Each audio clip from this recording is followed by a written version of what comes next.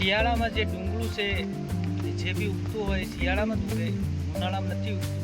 અને ચોમાસાની જે બી વનસ્પતિ હોય છે, ગોળ ઘાસ આતે હોય, એ શિયાળામાં ચોમાસામાં જ ઉગે છે. બાકી શિયાળામાં એ નથી ઉગતું. તે કુદરત એનો નિયમ. એટલે ખરેખર કુદરતની અંદર જે બી આપણે માનીએ છીએ, માનતા આવીએ છીએ કુદરતના રૂપી વ્યવહાર, તો જરૂર માનવું જોઈએ. અને એના અંદરમાં રહીને જ આપણે રૂઢી પરંપરા અને ઓળખીને આપણે જીવન વિતાવવું જોઈએ. કે કુદરતની આપણે સાથે રહી, કુદરત આપણી સાથે રહે. વરસાદ બહુ ચડ્યો છે પેલી બાજુ, ગુજરાત બાજુ વરસાદ ખાસો બધો પડવા માંડ્યો છે એવું લાગે છે. આગમન પૂરું બદલાઈ ગયું દોસ્તો, પૂરું આગમન બદલાઈ ગયું. આપણે ઝૂમ કરીને બતાવ્યું.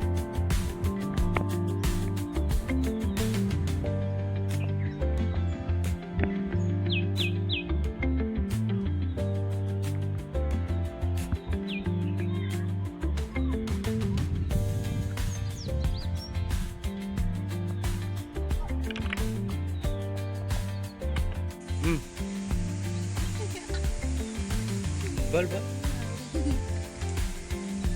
आज बाहर ही देखो माँ आज सफाई करी रही है। उखेड़ाનું જે કચરું સાણા થાપેલું એ તમામ આજે નાખી રહી. બધું સાફ સફાઈનું કામ ચાલુ છે, સફાઈ અભિયાન ચાલુ છે. માં હાય એમ કર દે. हमारी माँ से हाँ बैठे बैठे डांट काटी रही है. जा करवा लागो, जा जा करवा लागो, जा. माँ उखेड़ा में नाख देवा. अब वो कचरो उखेड़ा में नाखवा दी खाता બધું.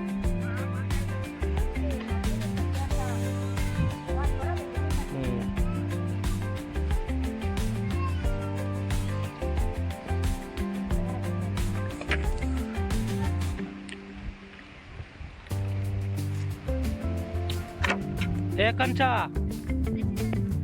અહીં બાળ અહીં ખાતા ગયા બે માં દીકરા.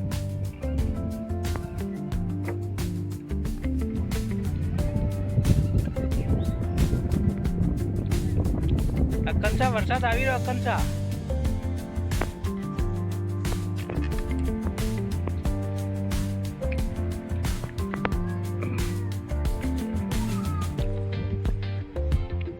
સાફ સફાઈ કરવાથી છોકરું આ છોરા રમતા રમતા પથરા બધું ભેગું કરી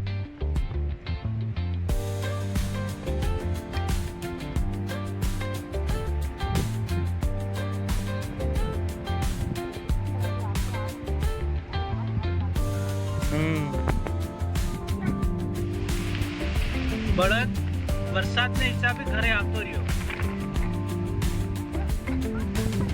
વરસાદ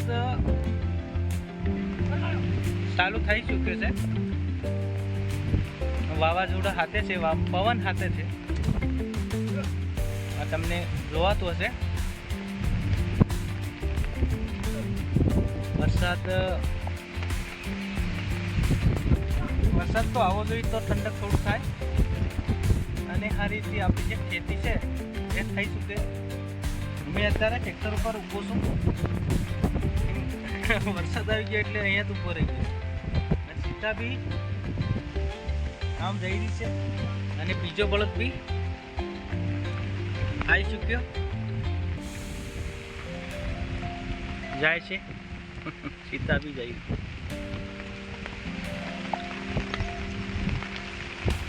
વનસ્પતિ છે એને આકર્ષિત કરે છે. અને વરસાદ એને વરસવું પડે છે કે ત્યાં પર્યાવરણનો એક ભાગ હોય છે.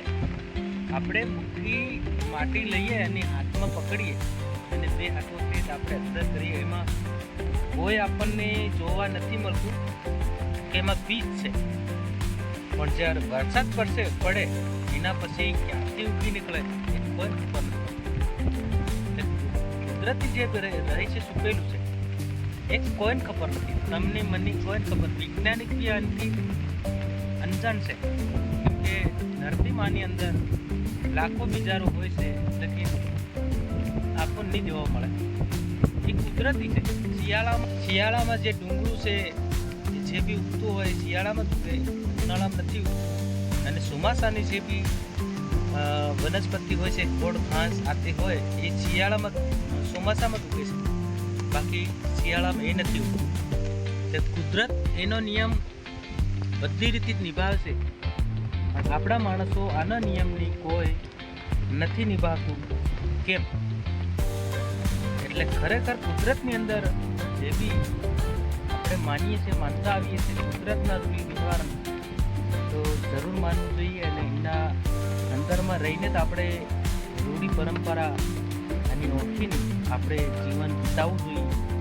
કે કુદરતની આપણે સાથે રહી, કુદરત આપણી સાથે રહે છે. આગળ જે બી આગલા બ્લોકમાં બી બતાવ્યું છે, ઓલરેડી તમને આમાં લિંક નાખી દઈશ.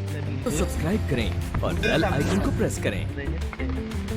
અને રહેવું જ જોઈએ. તો આપણું પરિવાર અને આપણું જે નેચરલી આપણું જે શરીર એને થકે જ નિર્માણ હોય છે. લાસ્ટ જોજો, લાઈક શેર કમેન્ટ જરૂર કરજો. આજના વિડીયોમાં એટલું, અને આવતા વિડીયોમાં બીજું કંઈ કન્ટેન્ટ લઈને આવતું હતું. નમસ્કાર, જય હિન્દ, જય ભારત, જય આદિવાસી, જય જોહાર. હું મારી વાણીની વિરામ આપું છું. બાય બાય, નમસ્કાર.